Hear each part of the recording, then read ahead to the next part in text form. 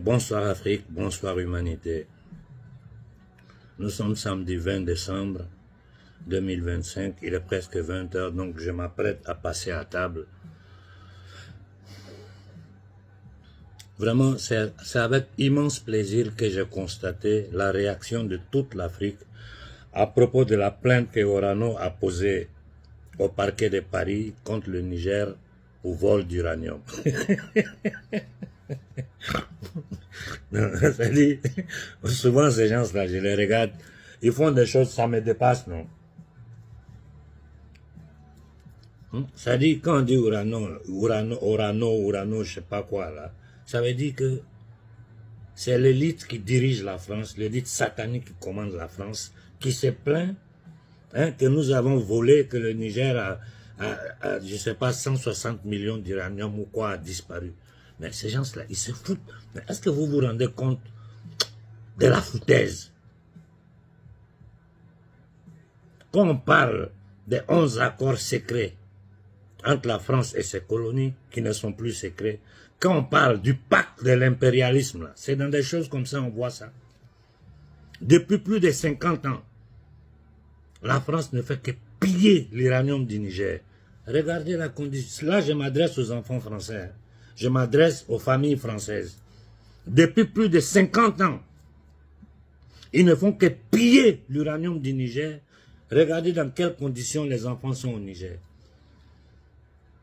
Vous le savez très bien, dans quelles conditions nos enfants vivent au Niger. C'est-à-dire, ce sont des démons, ces gens-là, ce sont des démons. Et le diable, là, il faut le chasser. On ne peut pas négocier avec le diable. Vous détruisez notre écosystème, vous pillez nos matières premières. Et quand on décide de ne plus vous donner nos matières premières gratuitement, vous allez au parquet de Paris. Au parquet de Paris. Pour nous, ça ne représente rien. Pour un Africain digne, le parquet de Paris ne représente rien. Pour poser plainte contre le Niger. J'ai dit bravo, bravo au général Tiani pour avoir nationalisé l'uranium du Niger. Mais l'uranium, ça ne suffit pas. Hein. Il faut tout nationaliser. Mais ces gens-là, c'est des malades mentaux. Ce sont des démons incarnés dans un corps humain. Voilà Trump qui dit que le pétrole du Venezuela, c'est le pétrole que le Venezuela a volé. En plein 21e siècle, ils font de la piraterie, ils attaquent un bateau, un pétrolier vénézuélien. Mais c'est quoi ça? C'est quoi ça là? Et ils pensent que le reste du monde va rester là à regarder ces impérialismes, ces démons, ces fils de Satan là, continuer à massacrer l'être humain dans son essence.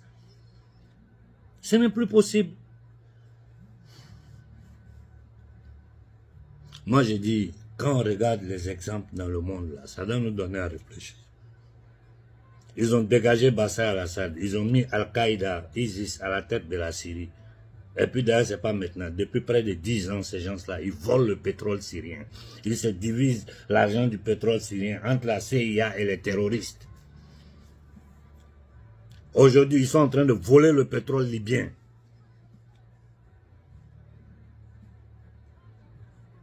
Regardez l'histoire d'un pays comme les États-Unis, qui est un État qui est né sur un génocide. C'est-à-dire, ils sont arrivés, ils disent au nom de Dieu, hein, ils disent au nom de Dieu, c'est Dieu qui leur a donné, eux ils sont le peuple élu, Dieu leur a donné le droit de massacrer les populations qui sont là, qui sont sur leur terre, prendre leur terre et créer ce qu'on appelle les États-Unis aujourd'hui là. Et avec cet instrument-là, depuis sa création, 239 ou 240 années, je ne sais pas, ils ne sont qu'en guerre.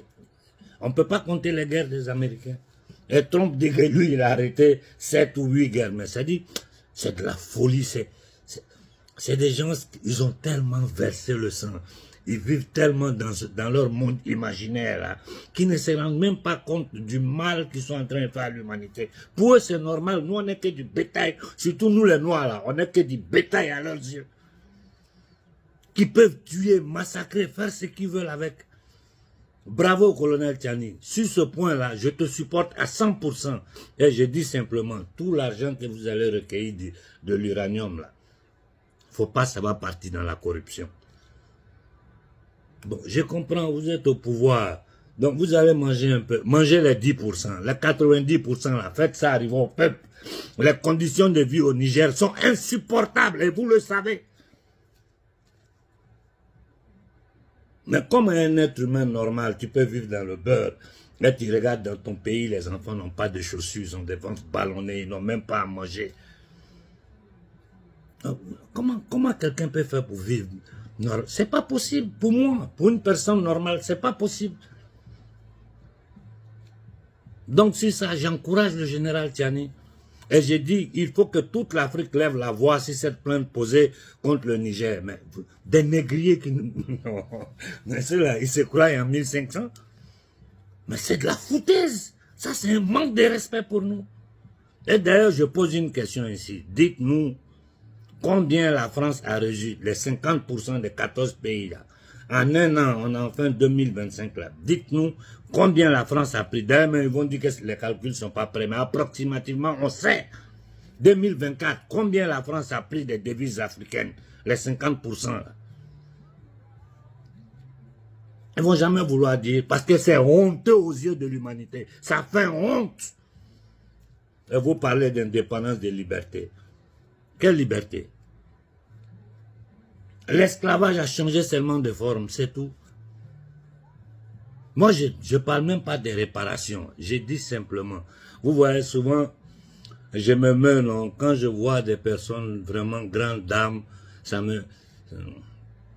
m'émotionne.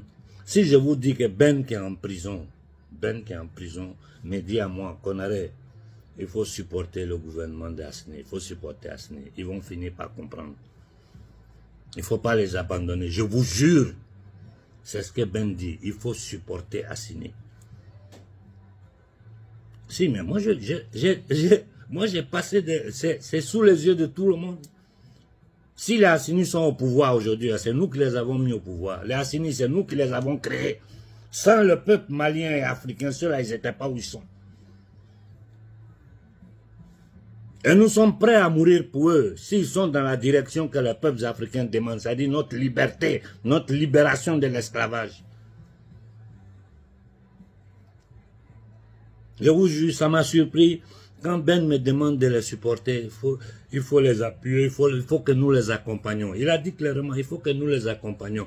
C'est avec cela seulement que nous pouvons nous libérer. Je comprends sa réflexion, parce que si ce gouvernement est déstabilisé, un autre va venir, on ne sait pas ce qui va se passer, comment ça va sortir.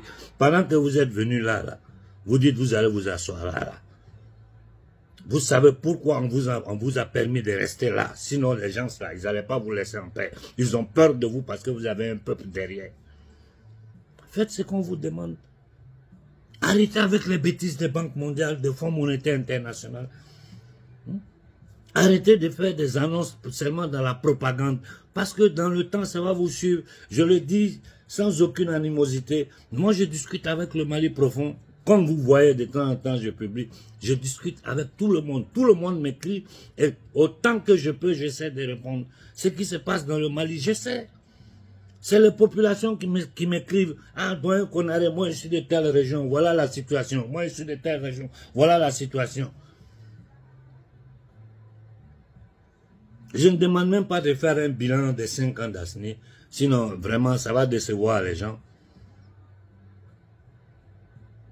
Les Maliens me disent, nos conditions avant Assini étaient mieux que maintenant.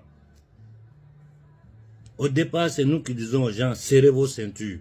Nous sommes dans une lutte de libération. Mais on ne peut pas continuer à dire aux gens, serrez votre ceinture, quand la condition des gens s'aggrave et l'élite qui a pris le pouvoir commence à s'enrichir. Je ne peux pas.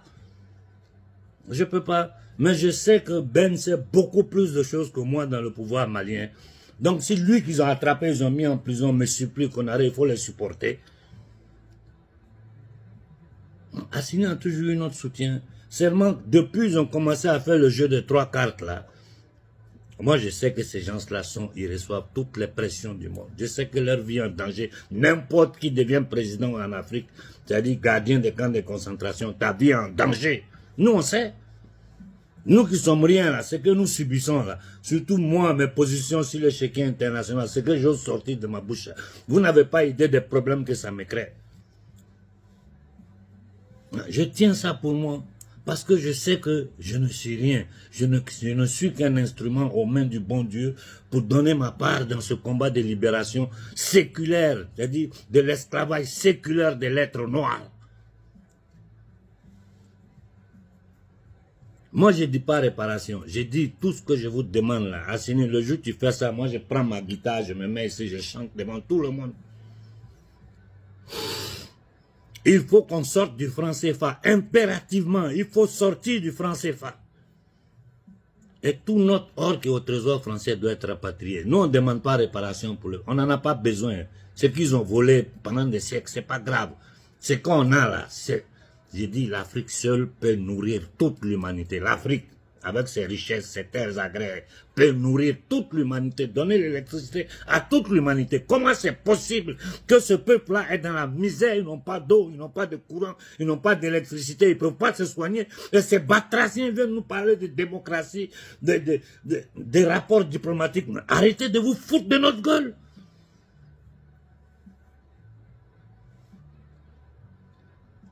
Nous, on soutient l'AES sans main. Et jusqu'aujourd'hui, j'ai dit jusqu'aujourd'hui, Koïta, malgré toutes les critiques que je suis en train de faire à Koïta, si ces gens-là tentent de toucher un poil de Koïta, vous allez voir comment nous allons réagir. Malgré que je ne suis pas du tout d'accord avec lui, mais je ne permettrai pas à ces assassins, à ces impérialistes, à ces entités démoniaques incarnées dans un corps humain de venir toucher un fils d'Afrique. Moi, souvent, ça me met mal à l'aise quand je dis la France. Il faut que ça soit clair. Nous, on n'a rien contre la société civile française. Notre guerre, c'est contre l'élite, le système qui gouverne la France.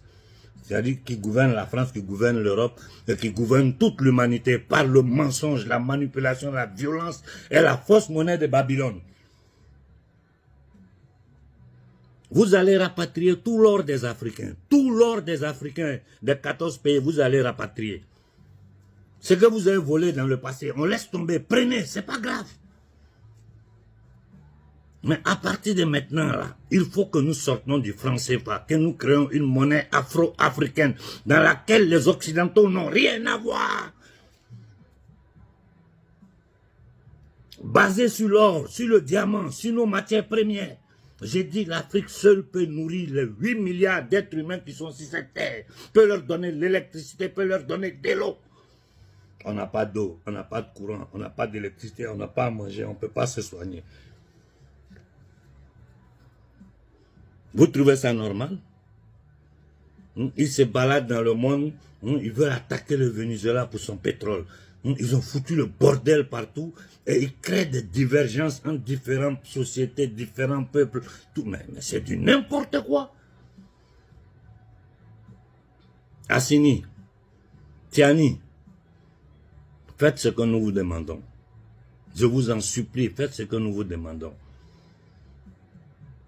C'est des centaines de millions d'Africains qui vivent dans la misère. Aujourd'hui, vous êtes là, vous avez notre soutien. J'ai dit, mais les Français, nous, mais si ça continue même, on va couper tout rapport diplomatique avec la France. L'AES peut couper tout rapport diplomatique avec la France. Et toutes ces sociétés françaises qui opèrent au Mali, il faut les foutre dehors. Toutes ces ONG françaises, là, foutez-les dehors. Tout ça, c'est des structures, des services secrets. Quand je dis on ne peut pas faire coup d'État en Afrique sans qu'ils soient au courant, c'est ça. Au Mali, c'est le peuple qui a empêché la France de bouger. Parce que ça allait être une catastrophe pour la France dans toute l'Afrique. Au Niger, c'est le peuple qui a empêché la France de bouger.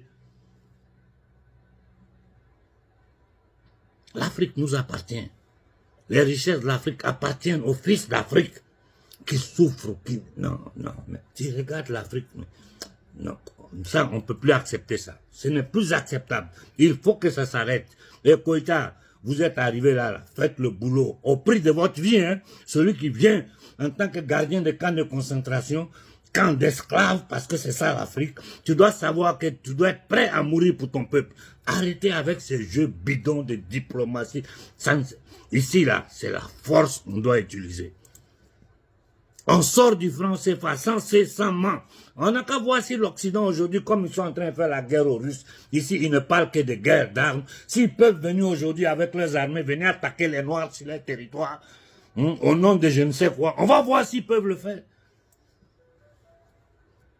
Et si quelque chose arrive à un de ces trois dirigeants, vous allez voir ce que nous allons montrer sur le territoire africain. Ça, je vous avertis. Hein. Si quelque chose leur arrive, ça, c'est mon message de fin d'année que j'envoie aux petits batraciens, l'antéchrist. Si quelque chose arrive à ces gens-là, tu vas regretter d'être né. Bonne fin de semaine à tout le monde.